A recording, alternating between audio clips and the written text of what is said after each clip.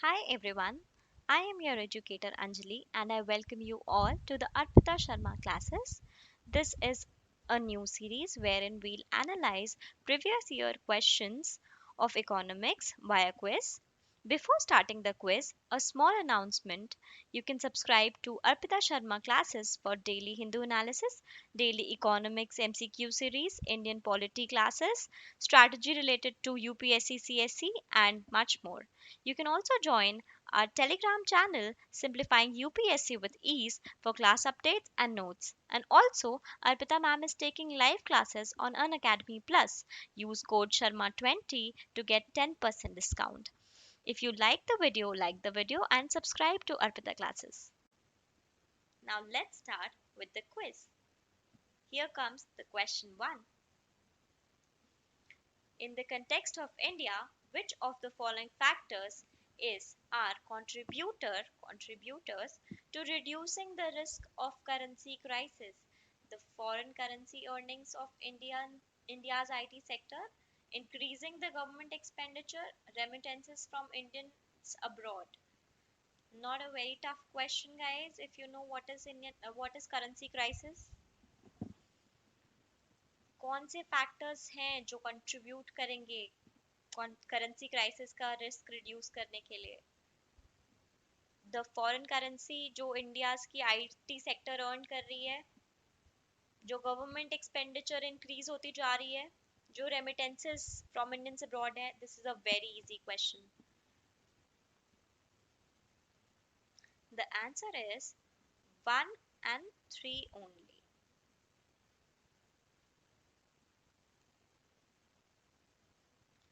तो first of all हमें पता होना चाहिए कि करेंसी क्राइसिस होती क्या है. जैसा कि हमें पता चल रहा है, जब हमारी करेंसी क्राइसिस में हो ना, दैट इज करेंसी क्राइसिस. अब सिंपल वर्ड्स में यही है. अब a currency crisis is brought on by a decline in the value of currency. This decline in value negatively affects an economy by creating instabilities in exchange rates. अच्छा, अब इसका मतलब क्या है कि एक यूनिट जो है करेंसी की, that is no longer able to buy as much as it use to in another currency. ठीक है. अगर एक एग्जांपल लेते हैं कि आप $1 में 60 रुपीज एक्सचेंज कर सकते हैं और ऐसा 10 इयर्स से चल रही है. Situation is pretty stable. But suddenly one day value of rupees एकदम से ड्रास्टिकली फॉल कर जाता है and now you can get 100 rupees for $1. This is known as currency crisis. अब हुआ क्या कि परचेजिंग पावर रुपीज की बहुत ही कम हो गई कि नाउ 100 रुपीज लगेंगे हमें $1 की कोई भी चीज लेने के लिए. तो दिस मीन्स कि हमारे इंपोर्ट्स जो हैं वो बहुत एक्सपेंसिव हो जाएंगे और हमारे एक्सपोर्ट्स जो हैं उनकी वैल्यू ऑफ जो प्रोडक्ट्स है हमारी वो भी कम हो जाएगी. और foreign currency earnings and remittances contribute towards the strengthening of the rupee. जब हम फॉरेन करेंसीज अर्न करती हैं, जब इंडिया फॉरेन करेंसी अर्न करती है और कहीं से भी हमें फॉरेन से रेमिटेंसेस मिलते हैं, तो हमारी रुपी जो है वो स्ट्रेंथन होती है. And hence statement 1 and 3 are correct. Increasing government expenditure will have no effect on the value of currency, thus statement 2 is incorrect. Now let's go to question number 2. The question number 2 is, the Global Competitiveness Report is published by International Monetary Fund, United Nations Conference on Trade and Development, World Economic Forum or World Bank. This is a very direct question. Global competitiveness report क्या होती है पता होना चाहिए और कौन publish करता है ये भी पता होना चाहिए, तो we'll be able to do it. International monetary fund, united nations conference on trade and development, world economic forum or world bank. Which one of the following, guys? The answer is world economic forum. So this world economic forum was uh, the World Economic Forum is publishing global competitiveness report since 2004. 2004 से ही GCR publish करता है, जो कि एक yearly report है world economic forum. और ये क्या असेस करता है? ये असेस करता है कि ability of countries to provide high levels of prosperity to their citizens, which depends on how productively a country uses its resources. कोई country अपने resources कितनी ज़्यादा productively use कर रही है अपनी citizens को prosperity देने के लिए, that is published in GCR. Now let's move to the next question. The question number 3 is, with reference to India's 5 year plans, which of the following statements are correct? 5 year plans are very important. उनके objectives, उनके implications सब याद होना बहुत important है. From the second 5 year plan, which there was a determined thrust towards a substitution of basic and capital good industries. The fourth 5 year plan adopted the objective of correcting the earlier trend of increased concentration of wealth and economic power. In the fifth 5 year plan, for the first time, the financial sector was included as an integral part of the plan. याद करने की कोशिश करिए fifth 5 year plan में ऐसा था क्या कि ये first time आया हो financial sector. Fourth 5 year plan का objective यही था कि कंसंट्रेशन को हटाया जा सके, जो wealth and power economic power की कंसंट्रेशन को हटाया जा सके, रिड्यूस करा जा सके. From the second 5 year plan, there was a determined thrust towards substitution of basic capital good industries. ऐसा था या नहीं? Which one of the following are correct? The answer is 1 and 2 only.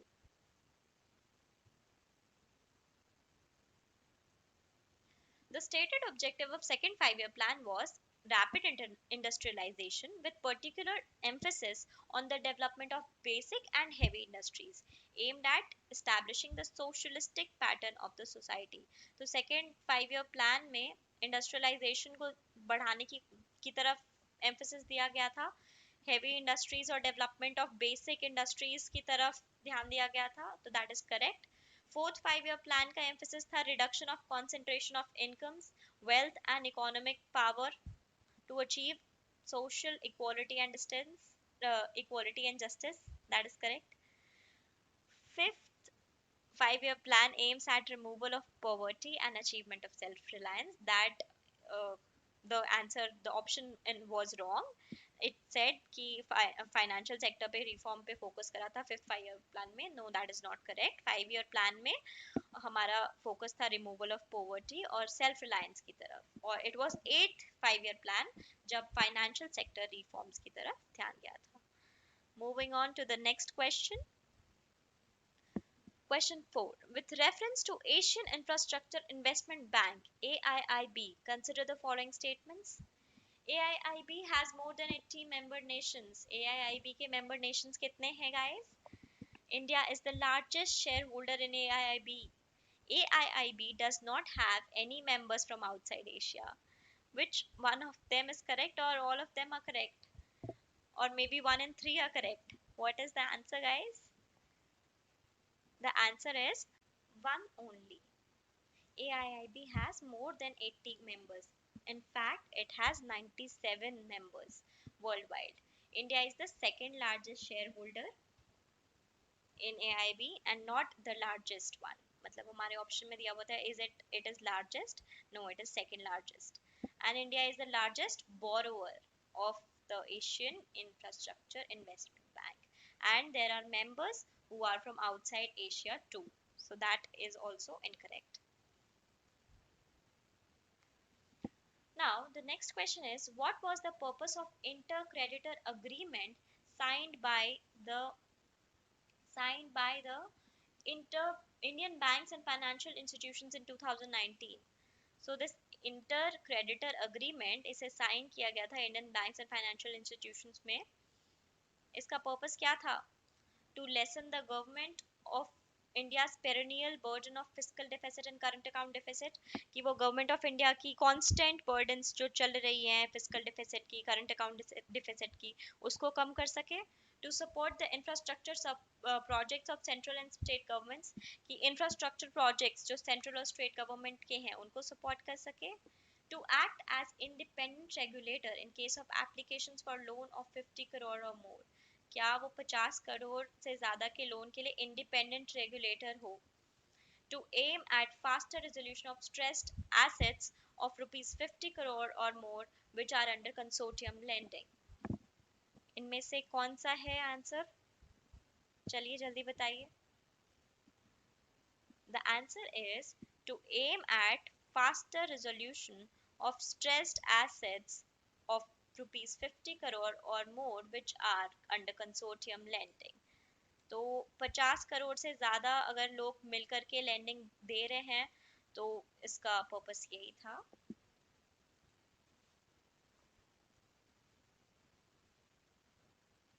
The inter-creditor agreement is aimed at the resolution of loan accounts with a size of 50 crores and above and are under the control of a group of lenders. Cool. It is a part of Sashakt plan approved by the government to address the problem of resolving bad loans. तो सशक्त plan क्यों use किया गया है, क्यों आया है, ताकि हम रिजॉल्व कर सके बैड लोन्स की problem. The Inter-Creditor Agreement is a recommendation by Sunil Mehta Committee. It aims to deal with bad loans as an attempt to speed up resolution of stressed assets. तो इतना stress दिया जा रहा है stressed assets पे, तो हमें पता होना चाहिए कि स्ट्रेस्ड एसेट्स क्या होती हैं. Stressed assets are the total of NPAs, non-performing assets, which are non-performing assets, plus restructured loans, plus written off assets. Now, moving on to the next question. The chairman of public sector banks are selected by. This is a very straight question कि chairman of public sector banks कौन select करता है? Bank Board Bureau, Reserve Bank of India, Union Ministry of Finance, Management of concerned bank. Okay, Bank Board Bureau, Reserve Bank of India, Union Ministry of Finance या Management of concerned bank, इन सब में से कौन select करता है guys? The answer is Banks Board Bureau.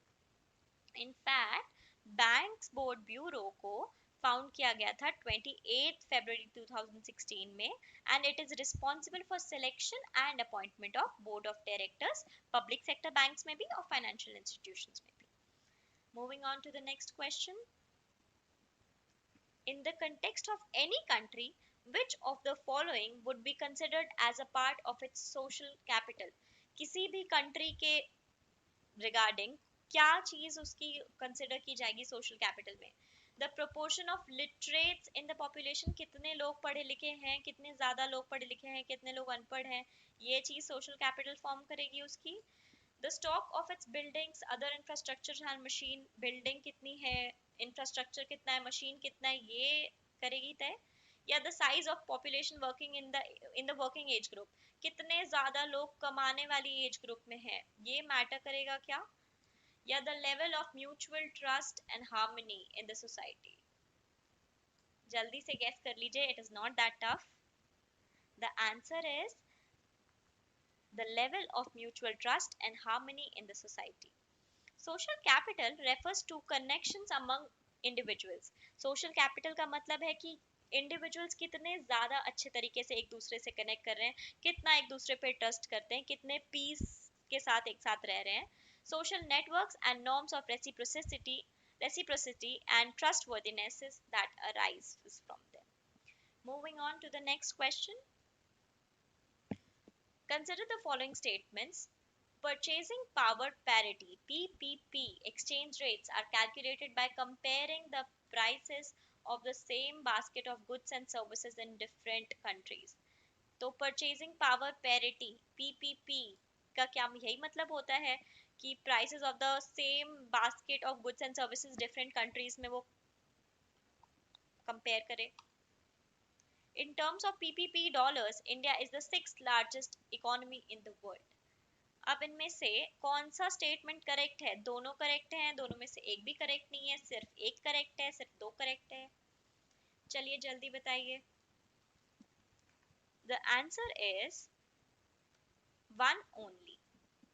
Okay, तो purchasing power parity का क्या मतलब है? परचेजिंग पावर, एक करेंसी की परचेजिंग पावर की कितनी है वो दूसरी करेंसी से अगर हम मैच करते हैं, अगर बैलेंस होता है, that is known as purchasing power parity. तो PPP measures the total amount of goods and services that a single unit of country's currency can buy in another country.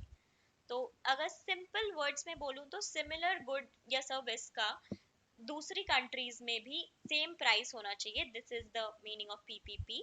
For example, if the shirt of if the cost of a shirt is rupees 2100 in India, taking the dollar rate at rupees 70 per dollar, the same shirt should cost $30 in America.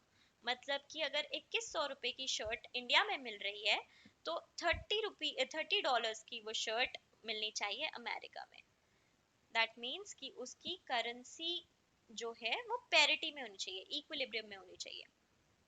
Similar goods का rate similar होना चाहिए चाहे currency कोई भी हो. Now the second last question is, which of the following is not included in the assets of commercial banks in India? तो commercial bank के asset में क्या चीज नहीं इंक्लूड होती? It is not included. Okay. Advances, deposits, investments, money and money at call and short notice. इनमें से क्या नहीं होता है एसेट कमर्शियल बैंक के लिए? The answer is deposits. Okay, तो ऑनेस्टली डिपॉजिट जो होता है वो लाइबिलिटी होता है टुवर्ड्स द डिपॉजिटर, जो कि बैंक ओ करता है. अगर आज मैं अपने पैसे बैंक में डिपॉजिट कराती हूँ तो that is because it is a liability for the bank कि इट विल पे मी जब मुझे जरूरत होगी. तो bank deposits refer to this liability rather than the actual funds that have been the deposit. This option B is the correct answer. Deposits जो होते हैं वो एसेट्स नहीं होते, लाइबिलिटी होती है बैंक के लिए. Now, the next and the last question is, the money multiplier in an economy increases with which one of the following? Increase in the cash reserve ratio, increase in the banking habit of the population, increase in the SLR, statutory liquidity ratio, increase in the population of the country. तो money multiplier क्या होता है? Money multiplier होता है कि किस rate पे हमारा पैसा मल्टीप्लाई हो रहा है. जो कमर्शियल बैंक्स मल्टीप्लाई कर पा रही हैं किस रेट पे? वो 1 रुपए से 10 रुपए बना रही हैं, 1 रुपए से 100 रुपए बना रही हैं. क्या रेट है उनका जिससे वो मनी मल्टीप्लाई कर रही हैं? अगर कैश रिजर्व रेशो इंक्रीज होता है तो उससे इकोनॉमी इंक्रीज होगी क्या? Increase in the banking habit of the population, increase in the SLR, increase in the population of the country. So population के बढ़ जाने से मनी का तो कोई इम्पोर्टेंस नहीं है. आई गेस सडनली पॉपुलेशन बहुत ज्यादा हो जाए तो मनी मल्टीप्लाई होने लग जाए, that is not the correct thing. So the answer is increase in the banking habit of the population. Before understanding why, let us understand what is CRR and what is SLR. So the Reserve Bank of India or RBI mandates that bank store करे एक proportion का उनके deposits का in the form of cash. तो C से CRR and C से cash, इतना याद रखना है बिकॉज CRR की मैंडेटरी बात यही है कि वो कैश के ही फॉर्म में आप स्टोर कर सकते हैं. And so that same can be given to the banks customer if the need arises. अगर सडनली एक बैंक का जो कस्टमर है उसके बहुत ज्यादा अमाउंट डिपॉजिटेड है बैंक में और वो सडनली आ जाता है कि यार I need the cash in the short term and the bank is not having that amount of cash, it can take its cash back from the RBI. So this percentage of cash required is to be kept at reserves in the bank total deposit is called cash reserve ratio. तो cash को reserve करना ही cash reserve ratio होता है guys. और इसे reserve कहाँ करना होता है? बैंक के पास, बैंक के वॉल्ट में कर सकते हैं या आप आरबीआई के पास कर सकते हैं. The cash reserve is either stored in bank's vault or it is sent to RBI. ज्यादा कॉमन होता है कि RBI में रखा जाता है और जब भी नीड अराइज होती है आप ले सकते हैं इसे. Banks do not get any interest on the money that is with the RBI under the CRR requirements. और बैंक ये जो मनी है इसे इन्वेस्टमेंट या लेंडिंग पर्पसेस के लिए भी यूज नहीं कर सकता. तो CRR के ऑब्जेक्टिव्स क्या होते हैं? The primary two objectives of CRR are, since a part of banks deposited is with Reserve Bank of India, it ensures the security of the amount कि कोई भी लेंडर पैसे लेके भाग सकता है बट आरबीआई तो आपके पैसे लेके नहीं भागेगा. तो एक सेंस ऑफ सिक्योरिटी आती है एक अमाउंट की. And CRR helps in keeping inflation under control. Keeping inflation under check ये एक मॉनेटरी पॉलिसी का टूल है जिसे यूज करती है आरबीआई मॉनेटरी पॉलिसी कमेटी ताकि वो यूज करती है इन्फ्लेशन को कंट्रोल में रखने के लिए. Now let's move to SLR.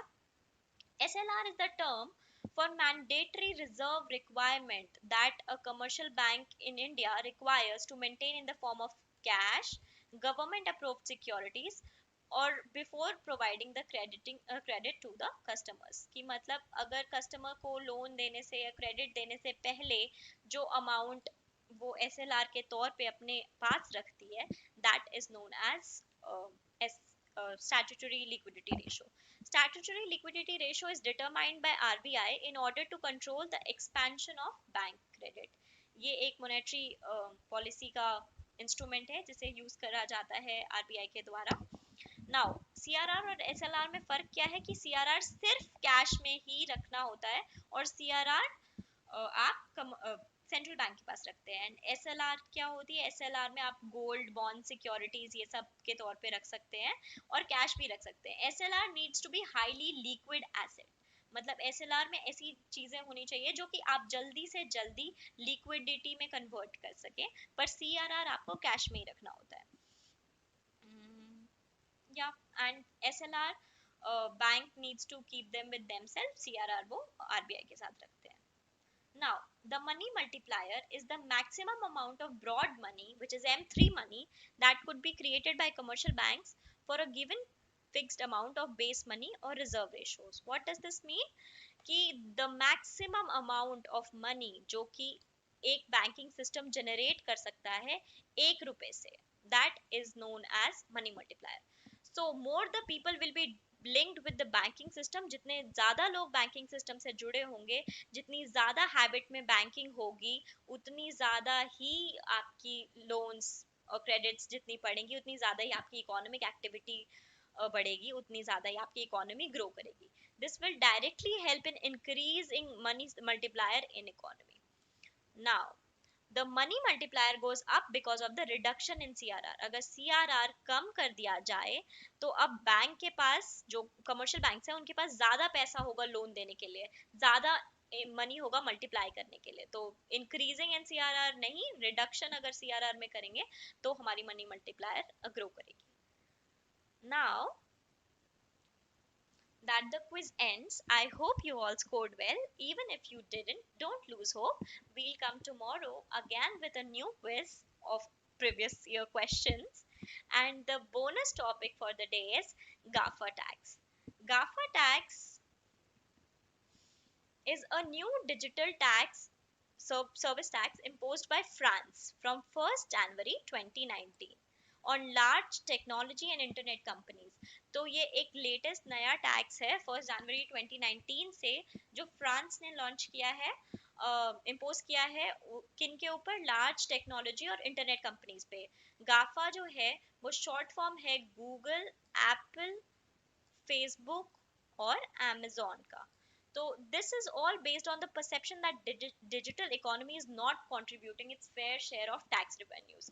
ऐसा लगता है कि ऐसा लगता है कि जो ये कंपनीज हैं ये अपना फेयर शेयर नहीं दे रही हैं, जितना कमा रही हैं उतना टैक्स नहीं मिल पा रहा गवर्नमेंट को.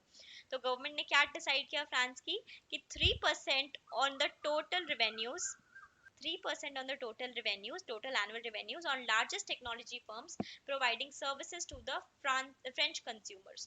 जो लोग फ्रांस के हैं और जो लोग ये Amazon, Google और ये यूज कर रहे हैं, तो जितने लोगों से ये कमा रही है कंपनीज, उनको 3% टोटल एनुअल रेवेन्यू का अपना देना पड़ेगा एज टैक्स. और फ्रेंच फाइनेंस मिनिस्टर ब्रूनो इसे tax of the 21st century कहते हैं. So now let's end this lecture with a positive thought, that is, it does not matter how slowly you go as long as you do not stop.